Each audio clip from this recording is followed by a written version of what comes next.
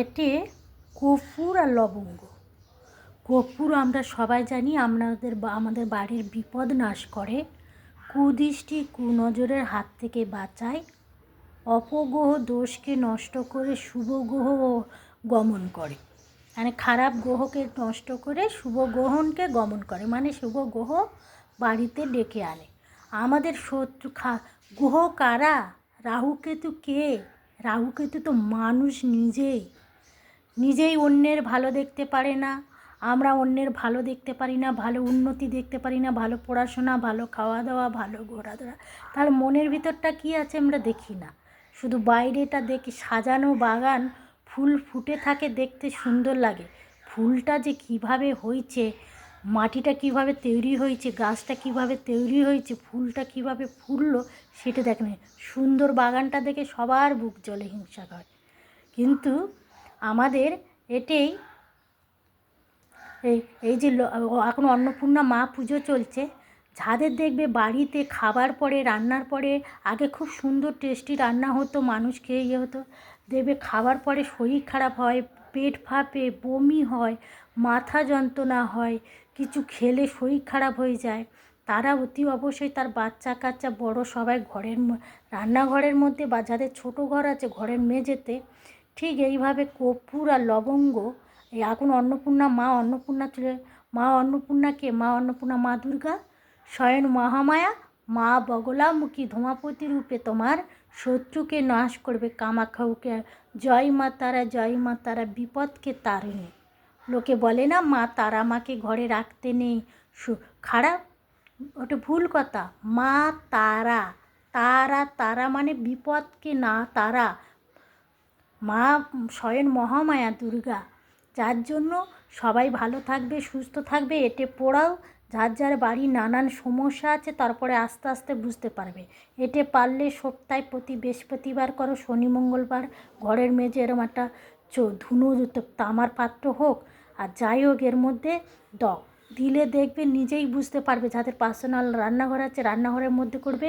অনেক ভূত আত্মা ভালো করে শুনবে, ভূত আত্মা, কুদৃষ্টি কুনজর, অনেকে অপঘাতে মরে, অনেক কিছু, অনেকের বাড়িতে দেখবে ওরা আশ্রয় নেয়। ওদেরকে তো আমরা দেখতে পাই না, পক্ষীর সে কোন কী করে মারা গেছে আমরা তো জানি না, কিন্তু ওই আমাদের প্রতি একটা দৃষ্টিকূট নজর, অনেক রকমের সমস্যা হয়।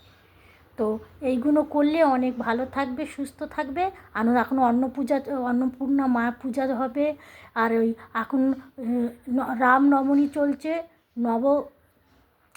ওই এখন ওই নবদুর্গার পূজা চলছে, 9টা দিনে নবদুর্গা, অন্নপূর্ণার পরে শেষ হবে। তো ভালো থাকবে, সুস্থ থাকবে। এইগুলো এই টোটকাটা করে দেখো, 12 মাস করো। যাদের ঝামেলা, যারা ব্যবসা বাণিজ্য করো, তাদের সেই জায়গায় একটা ভালো জায়গায় এসে, হ্যাঁ, ধূপ ফুপ জ্বালো, প্রদীপ জ্বালো। তো এটে জ্বালিয়ে এমন জায়গায়, ফাঁকা জায়গা, যেখানে যখন জ্বালাবে ওখানে বসে থাকবে, দাঁড়িয়ে থাকবে, ঈশ্বরকে মনে মনে প্রার্থনা করবে, মা মহামায়াকে নানান রূপে, দেখবে বিপদ কেটে যাবে। ব্যবসা বাণিজ্যের জায়গা থেকে সব জায়গায় তুমি করতে পারো। ভালো থাকবে, সুস্থ থাকবে, পরিবেশ ভালো রাখবে, সুস্থ থাকবে, তোমরাও ভালো থাকবে। সবাই ভালো থাকো, আনন্দ থাকো। আর এখন ওই মহাদেবের পুজো চলছে, চৈত্র মাস, পারলে সন্ন্যাসীদের কিছু দিয়ে দেবে।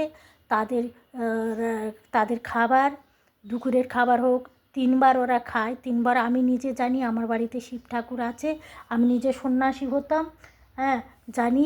বেলা 12টার পরে ওরা খায়, আর 12টার পরে খায়। একজনের হয়তো একরকম, বেলা 12টার পরে, সন্ধ্যে 6টার, 12টার পরে জল ঢেলে শিব ঠাকুরকে, দেবাদেবী মহাদেবকে জল ঢেলে খাবে, শিব ঠাকুরকে। আর সন্ধ্যে 6টার পরে ধূপ মোমবাতি দিয়ে খাবে। আর রাত 12টার নিশির পরে মালসা বসিয়ে ওরা রাত 2, 2:30, 3টের সময় খায়। যেটা আমি জানি, আমার বাড়িতে শিব ঠাকুর আছে, সন্ন্যাসী হয়, মানে আমার বাবার ঠাকুরদার প্রতিষ্ঠা করা শিব। তো আমরা জানি, এটি করতে থাকো। সন্ন্যাসীকে কিছু দান করো, দরিদ্র ব্রাহ্মণকে দান করো, দরিদ্র মানুষকে দান করো, পশু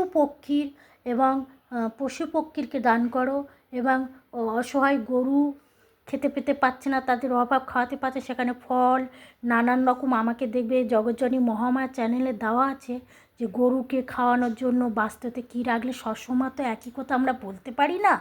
যার জন্য তোমরা করো, দেখবে অনেক। আজকের তুমি হয়তো খানিটা পেলে, তোমার ছেলে মেয়ে খানিটা পেলে, তোমার নাতি নাতনি অনেক বেশি পারো। বলে না সুদের থেকে, আসলের থেকে সুদ মিষ্টি হয়, তো ওটে। তুমি ভালো কাজ করলে ভালো ফল পাবে, খারাপ কাজ করলে খারাপ। এবার বাকি ভাগ্য, সময়, পরিস্থিতি বলে দেয়। সবাই ভালো থাকবে, আনন্দ থাকবে।